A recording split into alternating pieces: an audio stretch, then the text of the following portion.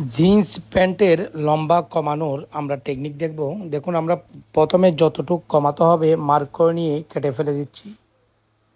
আমরা যেটা প্রয়োজনীয় বাড়তি অংশটা কেটে ফেলে দিয়ে এই লেগটি এখন এখানে আমরা হ্যান্ডেলের মাধ্যমে অ্যাটাচ করব, কোনো প্রকার মেশিন ছাড়া বা কারো সাহায্য ছাড়া। দেখুন, শুধুমাত্র হ্যান্ডেলের মাধ্যমে এই কাজটি খুব সহজে করা যাবে। আমাদের দেখানো টেকনিকটি ফলো করুন। দেখুন, আমরা পয়েন্ট মিলিয়ে অলরেডি হ্যান্ডেলের মাধ্যমে সেলাই করা শুরু করলাম। এই জায়গাটা অনেকটাই শক্ত, তাই এইভাবে দিচ্ছি।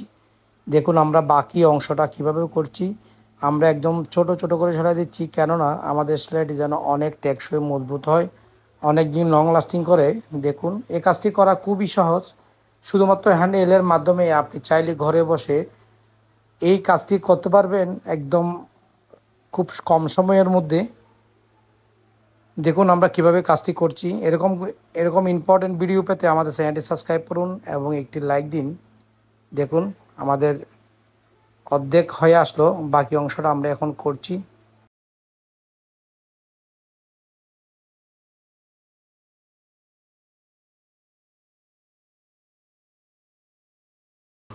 আমাদের সেলাই করা প্রায় হয়ে আসলো, আর অল্পখানি বাকি।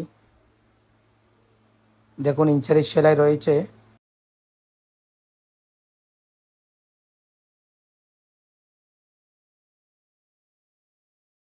আমাদের সেলাই করা প্রায় শেষ। কারণ আমরা একটা গিট দিয়ে নিব। আমরা একটা গিট দিয়ে নিচ্ছি।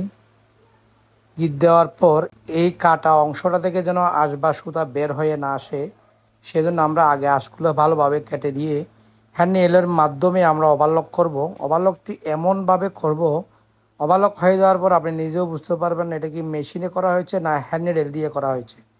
আমাদের টেকনিকটি ফলো করে আপনি চাইলে আরও অন্য কোনো জায়গায় এভাবে ওভারলক করতে পারেন। দেখুন আমরা কিভাবে কাজটি করছি। আমাদের ওভারলক করা শেষ।